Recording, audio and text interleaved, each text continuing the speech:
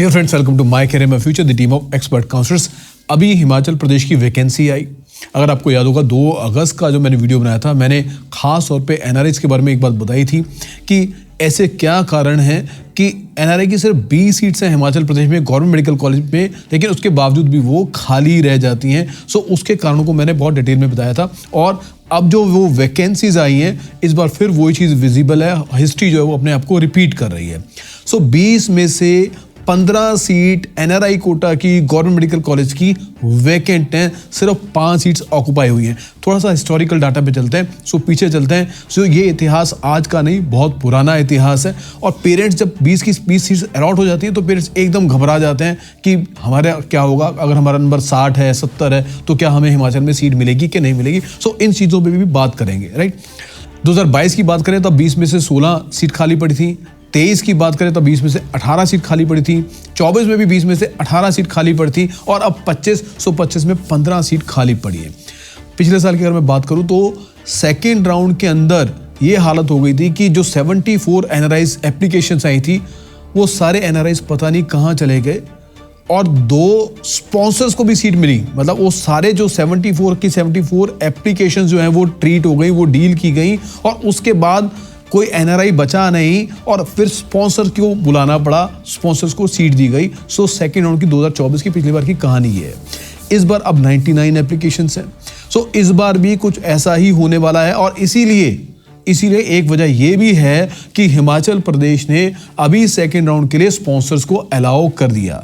Sponsors की बात करें तो यहाँ पर फर्स्ट डिग्री स्पॉन्सर्स जो हैं वो अलाउड हैं।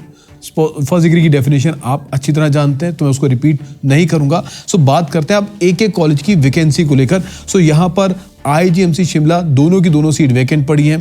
Doctor Rajendra Prasad government medical college which is in Tanda, तो यहाँ पर 4 में से 3 सीट्स ऑक्यूपाई हुई हैं। यहीं पर सबसे ज़्यादा जो है वो ऑक्यूपेंसी है, क्योंकि ये कॉलेज अपने आप में एक बहुत ही बेहतरीन कॉलेज है। आईजीएमसी शिमला इसलिए खाली है क्योंकि यहाँ पर जो टॉप वाले जो बच्चे हैं उनको कहीं ना कहीं किसी और स्टेट के टॉप मेडिकल कॉलेज में एनआरआई कोटा के थ्रू एडमिशन मिल चुका होगा। आगे बात करते हैं मंडी। मंडी में भी 2 की 2 सीट जो है वो वैकेंट पड़ी हैं।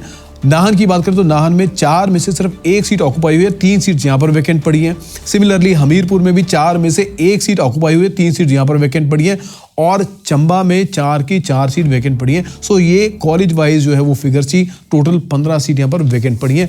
मैं उम्मीद करता हूँ कि जो 2025 में जो बाकी जो एनआरआई स्टूडेंट्स हैं उनको यहाँ पर इस टाइम जो सीट मिल जाएगी।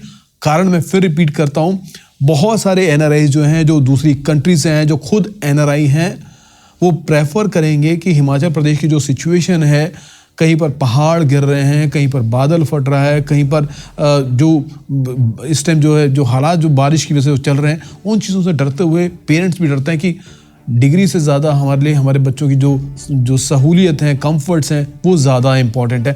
इसीलिए जब उनको कहीं पर प्लेन्स में एडमिशन मिल रहे होते हैं तो फिर वो पहाड़ों की तरफ का रुख नहीं करते और ज़्यादातर जो बच्चे इसी पहाड़ी क्षेत्रों से आते हैं और जो उस एरिया से फेमिलियर होते हैं वो ही यहाँ पर जाते हैं। तो इस वजह से ये एक मुख्य कारण है, ये एक मेजर रीज़न है कि 99 या 74 एप्लीकेशन होने के बावजूद भी एनआरआई की जो ये 20 सीटें जो है गवर्नमेंट मेडिकल कॉलेज की नहीं भरती हैं। लेट्स सी, देखते हैं सेकंड राउंड में इसका क्या नतीजा निकलेगा, उसके ऊपर भी बात करेंगे।